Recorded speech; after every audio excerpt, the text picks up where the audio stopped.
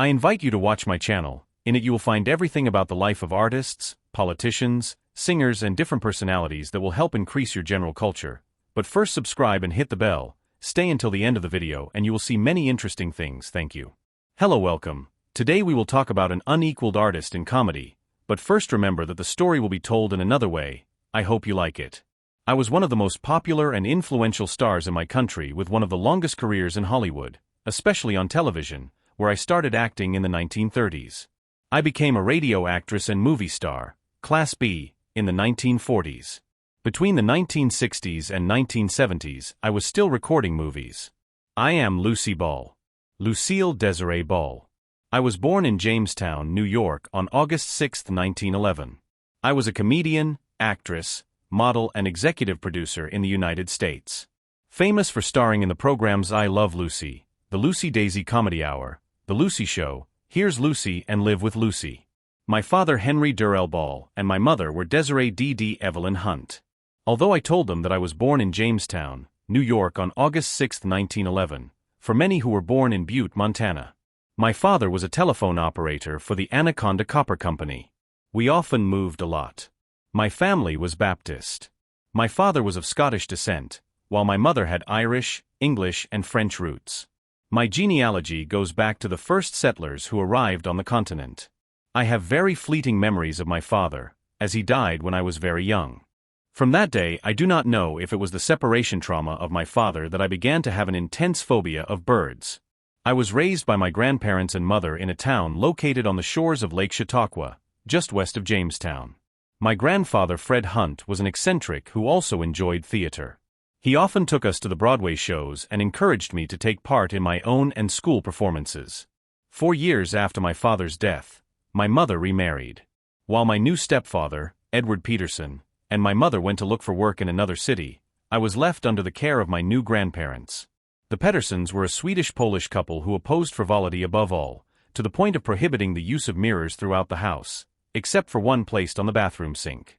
However, for me there was a positive aspect of my mother's new marriage, since Edward Pedersen was a tuner, and when his organization needed vocalists for the choir in his next concert, he encouraged me to give an audition. While I was on stage, I began to realize my cravings for fame, which began at a very early age. In 1927, I began dating the son of a gangster named Johnny DeVita. My mother was not happy with the relationship, but she did nothing about it, hoping that the romance would end in a few weeks. When this did not happen, my mother took advantage of the desire that I had to enter the world of the show, and allowed me to go to the Joe Murray Anderson Drama School in New York City. There I met his partner, actress Betty Davis, and I returned home a few weeks later, when the theater teachers told me that I had no future as an actress. First jobs and marriage with Arnez, I decided to prove that my teachers were wrong, and I returned to New York in 1929, where I got a job as a model. My career was thriving when I got arthritis and rheumatoid arthritis, and I could not work for 2 years.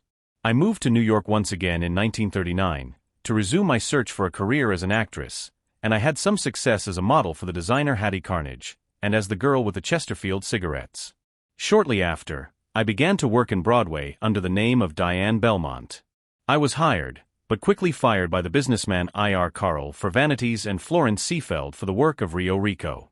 Then I moved permanently to Hollywood to participate in other films.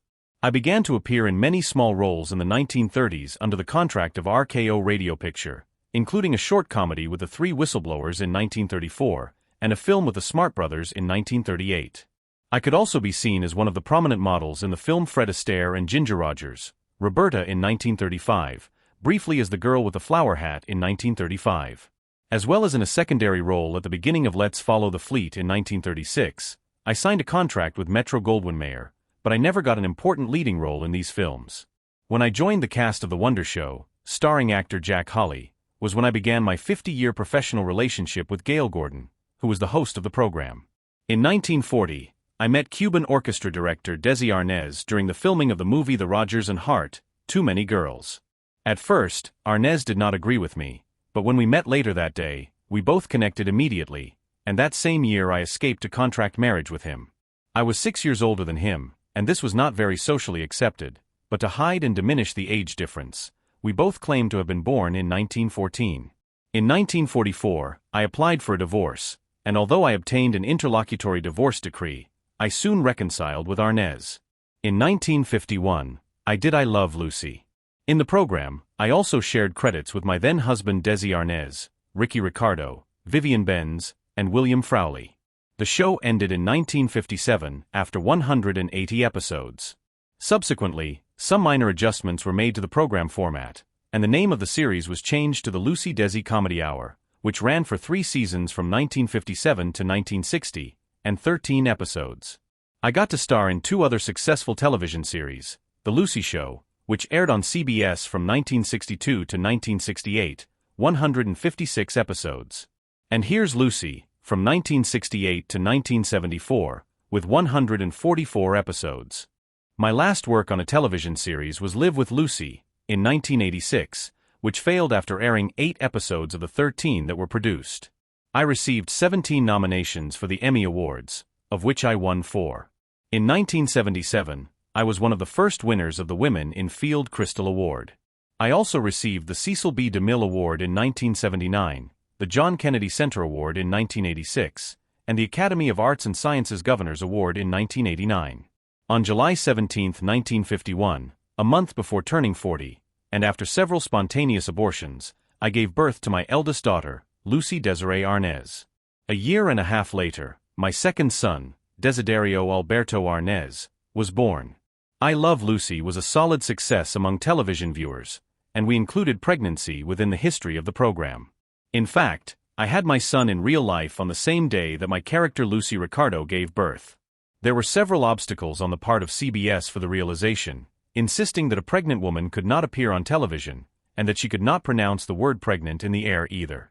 After the approval of several religious figures, the network allowed the story of the pregnancy, but insisted that the word waiting was used instead of pregnant. About the series I Love Lucy, there are several curiosities, but first subscribe if you haven't already, and hit the bell. Remember that your opinion is very important too, thank you.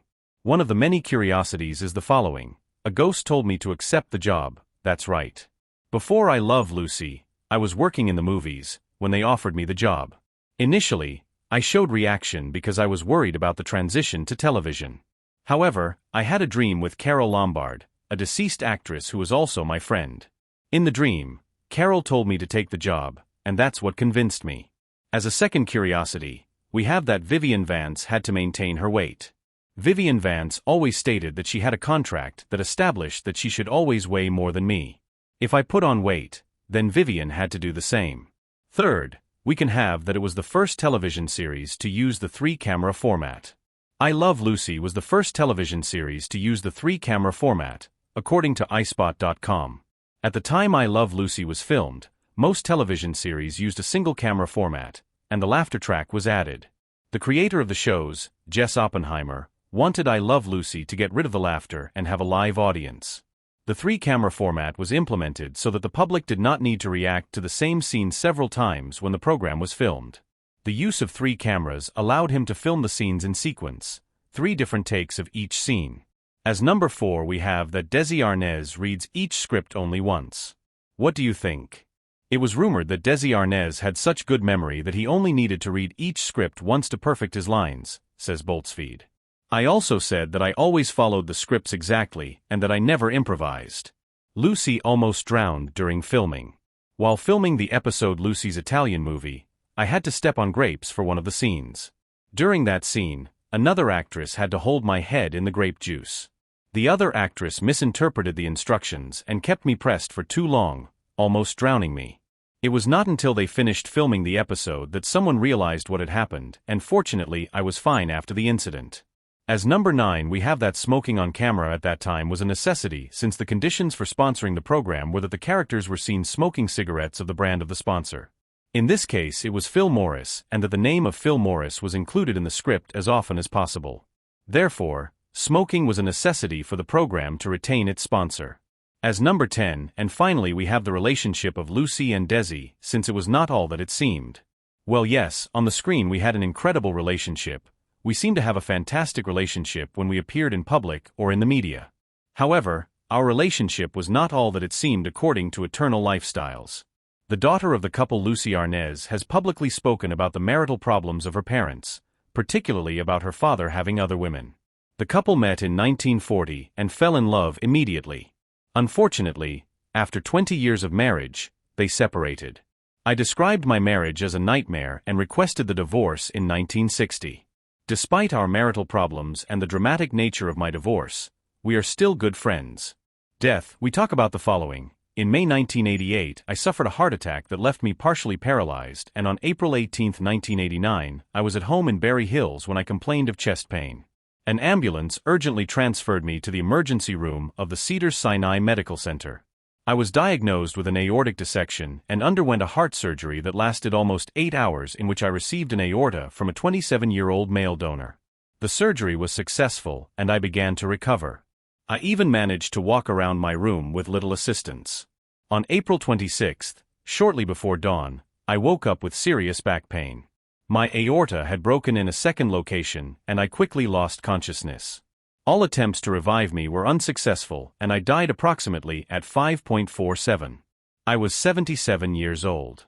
I was incinerated, and my ashes were initially buried in the Forest Grove Memorial Park Cemetery in Hollywood Hill, Los Angeles. In 2002, my children moved me to the family plot at Lakeview Cemetery in Jamestown, New York, where my mother, father, brother and grandparents are also buried.